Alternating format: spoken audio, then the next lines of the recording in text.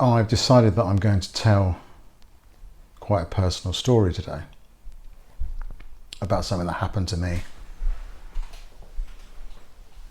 in the last couple of weeks. So I'd made plans to go to Israel, to go and live and to go and study, to go to a kind of the equivalent of a seminary, I guess, and learn Jewish texts and Jewish law. And I'd rented out my apartment, said goodbye, quit my job, said goodbye to my friends, family, colleagues, booked a flight.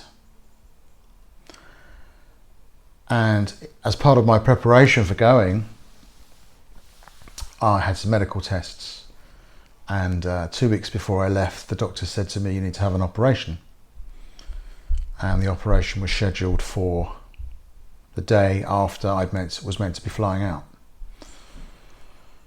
So I had to cancel everything, and I had to sit in an operating theatre and wait. And when you're in that situation, you're put in a very vulnerable position because things are completely out of your control. You don't know what's going to happen. So the surgeon who was going to do the operation came up to me beforehand, told me what they were going to do, and said, "Oh, by the way, we're going to be removing this mass, and just so you know, we had a CT scan done, and nothing has spread. So that it's literally just a process of removing that, and you should be fine." And then he left, and I was on my own for about 2 hours. And I had one of the most spiritual experiences of my life. Possibly because I was what they might call in extremis. I was in a very extreme situation. I'd been in that situation once before. I'd been involved when I was much younger in a car crash, and I survived unscathed, and I probably shouldn't have done by rights. And I remember sitting in the back of an ambulance thanking God at the point where I didn't believe in God at all. But a lot had changed between then and now. I'd done a lot of work on myself in terms of my belief, but it felt like there was something missing until that day, when I started to look back over my life and understand that I was putting my life in his hands. And the more I looked back and the more I started to analyse what had gone on in the intervening years, I realised that he's had my back all this time, and he's been with me, loving me, supporting me, providing whatever I needed whenever I needed it.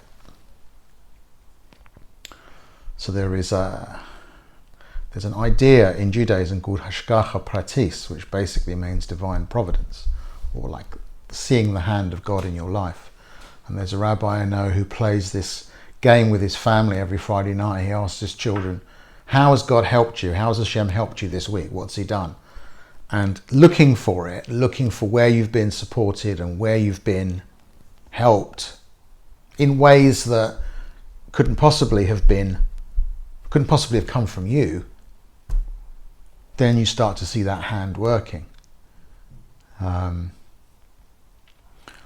So this journey of belief, this journey towards a kind of spiritual awareness has taken many, many years. And, I was that kid at the back of the class in Hebrew school wanting to put my hand up and say, yeah, but I don't believe in God, so why am I here?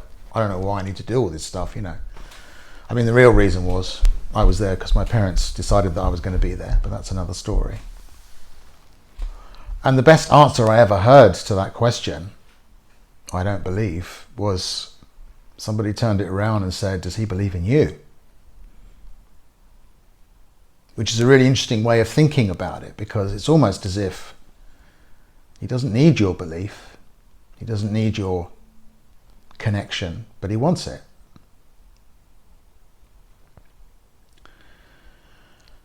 So when I saw that hand, when I saw that support, when I saw that love, I realised that loving connection had been there all along, and I decided that I wanted to make that a part of my life as much as I can going forward in every aspect of my life, my working life and my spiritual life. So I wanted to put that out there really, and kind of leave you with that question, whether you consider yourself to be a religious person or not a religious person.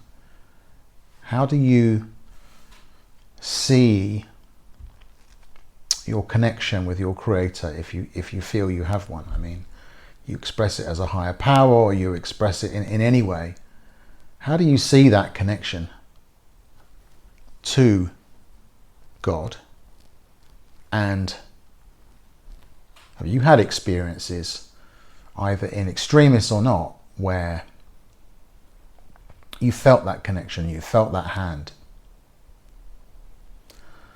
So like I said, it was a personal one, and I'm going to leave that with you, and just hope at the very least that it gives you a bit of food for thought.